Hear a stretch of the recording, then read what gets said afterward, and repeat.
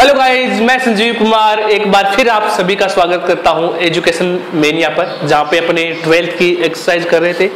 12th की exercise के अंदर अपने आव्यूह चल रहा था, जिसमें मैट्रिक्स चल रही थी, जिसमें अपने एग्जाम्पल कंप्लीट हो चुके हैं। बुक के 4 एग्जाम्पल थे, चारों एग्जाम्पल मैंने बता दिए। इजी एक्सरसाइज है, स्टार्ट हुई है, बस इसका बेसिक जो है वो आपको पहले अच्छी तरह से समझ में आना चाहिए कि मैट्रिक्स क्या होती है, कितने प्रकार की होती है, प्रॉपर्टी क्या होती है, किस तरीके से ऐड किया जाता है, इक्वल मैट्रिक्स क्या होती है। और जाते जाते मैंने आपको बोला था कि ए और बी के जो मान है, जो वैल्यू है, आप मुझे बताइए। तो ए का जो वैल्यू है वो आएगी 1 और बी की जो वैल्यू है वो आएगी -3, जिसके ये दोनों आंसर सही आ रहे हैं। अच्छी बात है। आज अपने मैं एक्सरसाइज के क्वेश्चन पे चलता हूं स्टार्टिंग से। आपका एक्सरसाइज का जो फर्स्ट क्वेश्चन दिया हुआ है वो दिया हुआ है, यदि मैट्रिक्स दी हुई है आपको ए, मैट्रिक्स है ए इक्वल टू आपको दे रखी है AIJ 2 × 4। अच्छा, मैं सिंपल सी बात करूं, 2 × 4 क्या है? 2 क्या है? ये होता है m इंटू में n। जैसे कि मैंने आपको जिसने नहीं समझ में, जिसने थ्योरी नहीं देखी है वो जाके देखे। मैंने आपको बताया था कि मैट्रिक्स, कोई भी जो मैट्रिक्स होती है उसके पैरों में जो m इंटू n होता है, जिसमें से m जो है वो आपको डिनोट करता है कि कितनी रो है, उसके अंदर कितनी रो है, और m डिनोट करता है कि उसके अंदर कितने कॉलम है।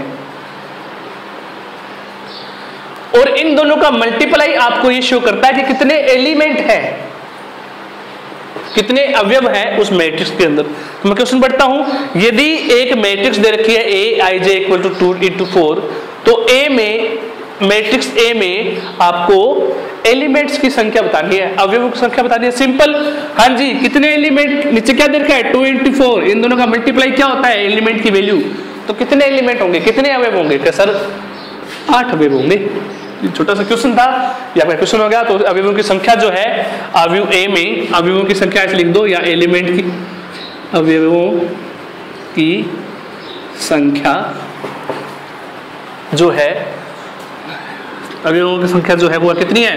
2 × 4 = 8। ये आपका क्वेश्चन पूरा लिखो, आंसर हमेशा पूरी लाइन में लिखो।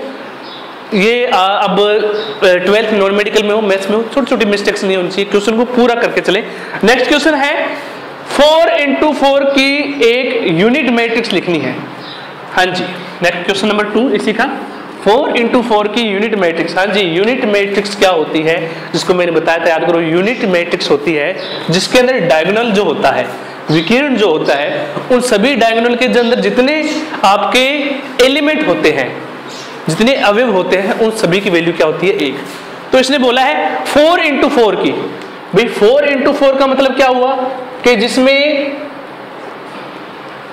m भी कितने हैं 4, मतलब रो भी कितनी है 4, और कॉलम भी कितने हैं 4।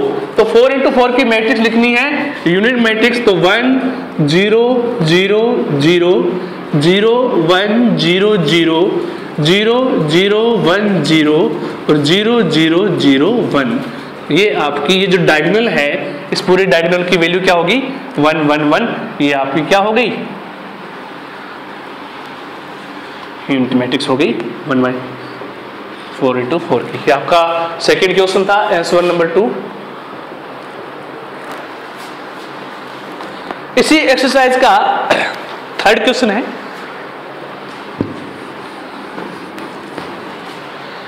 कि आपका वैल्यू दिया हुआ है, मैट्रिक्स दी हुई, 2 मैट्रिक्स है, दोनों आपको इक्वल दे रखी है।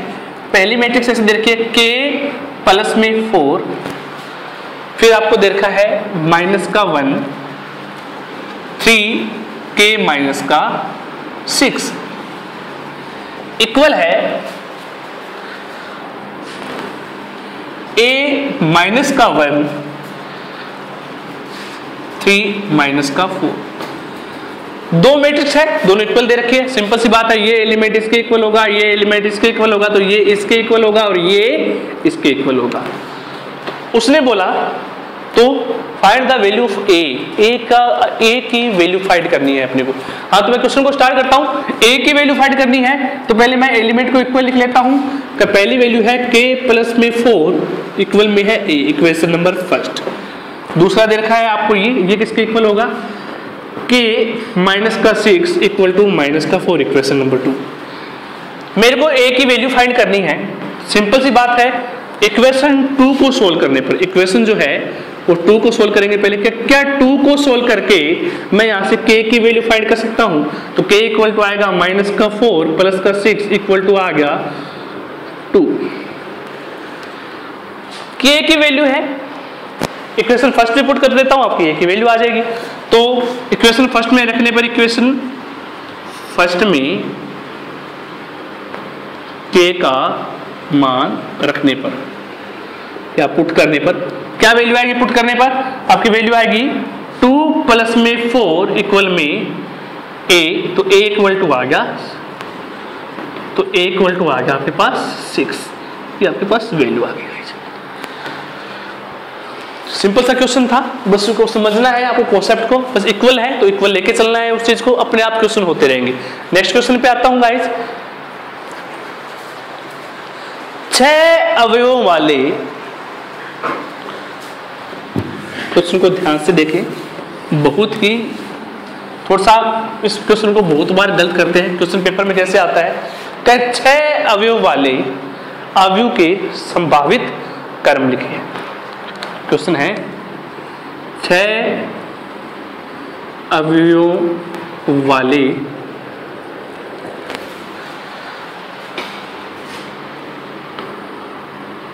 अवयव के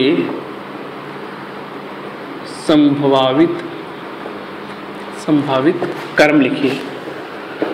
कहने का मतलब ये है, कर्म लिखिए, कहने का मतलब ये है कि मेरे को ऐसी मैट्रिक्स बनानी है 6 एलिमेंट की जिसके अंदर सिर्फ 6 ही एलिमेंट आए। अब वो चाहे 1 × 6 की हो, चाहे वो 6 × 6 की हो, इस तरीके से। अब मैं कहूं कि 6 एलिमेंट किस में आ सकते हैं, जो एलिमेंट की जो संख्याएं होती है, एलिमेंट की जो वैल्यू है, कितने एलिमेंट है, वो किस चीज पे डिपेंड करता है, वो डिपेंड करता है m × n पे।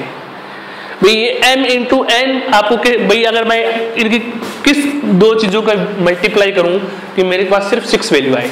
अगर यहाँ पे m एक रो हो और 6 कॉलम हो, 6 तो 1 × 6 की मैट्रिक्स बन सकती है।